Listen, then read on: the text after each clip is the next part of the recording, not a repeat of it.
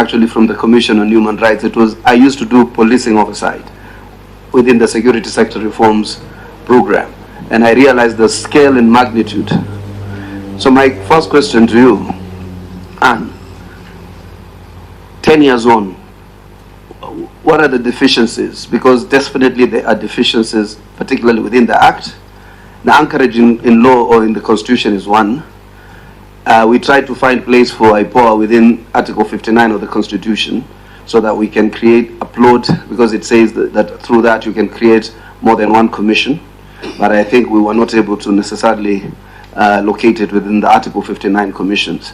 I do agree, but what else do you think needs to be done in terms of legal reforms of the IPOA Act to upscale it to that extent where it is effective? Two,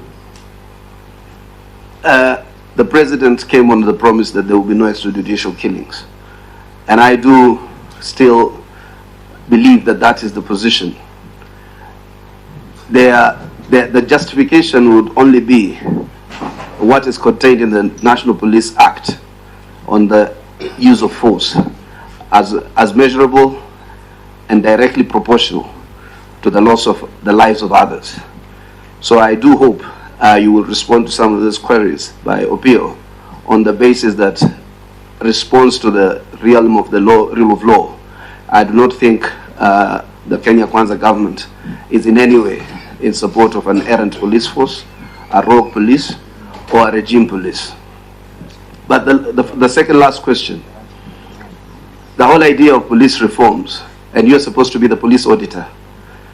You're like an audit firm for the police, not only in terms of its accountability, but in terms of tracking its reforms, unless that mandate is not assumed in that act.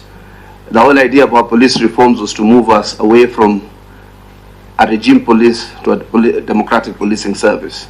In your assessment, I can see very eminent people here, lawyers, doctors, social scientists. What do you think, how much progress would you say we have made from the advent of the 2010 Constitution to move ourselves away from a regime police to a policing service? And in that event, what more is required in terms of legislative, structural, or policy reforms? And lastly, the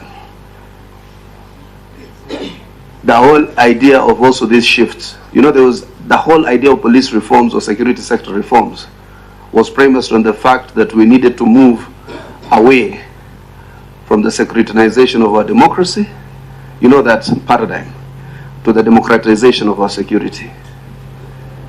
We move away from the securitization of our democracy, kwamba kila kitu ni serikali, matter of national security. In fact, there was a Director General of the INIS who tried to insert a clause to limit the Bill of Rights to national security. We discovered it at some point. So, at that time when we were voting the 2010 Constitution. So, in other words, human rights is not limited in the purview solely of national security. There are limitations that are created by the Constitution itself. So we wanted to move ourselves to the democratization of our security. The democratization of our security means people should be engaged more engaged in participation of our security apparatus. So the question will be, do you think this police service is doing enough in terms of democratization of our security outside these conventional things of nyumba kumi sijui and vitu kama hizo, or DCs and DOs and the chiefs and so whatnot? Is there been sufficient shift in terms of the paradigm? But finally to Opio and I think we will really expect an independent report from your team, and you can be very sure that there is no government that is not limited by the rule of law, and there's no government, the Kenya Kwanza government is not keen or is not intent on protecting where rogue police officers have been involved in taking the lives of others in a manner brutal. So therefore it should not be purported by their sentiments that there is any sanitization on our part. If you do your job, then I'm quite sure actions will be taken.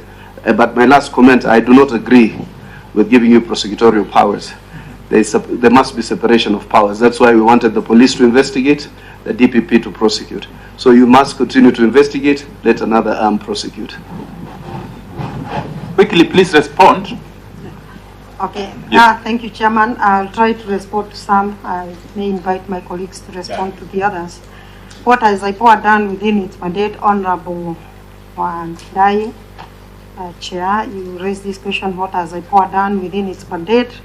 Whether we've been able to hold police to account, and what have we done in terms of command responsibility? I would say that IPOA has done a lot. Probably one of our deficiencies is not going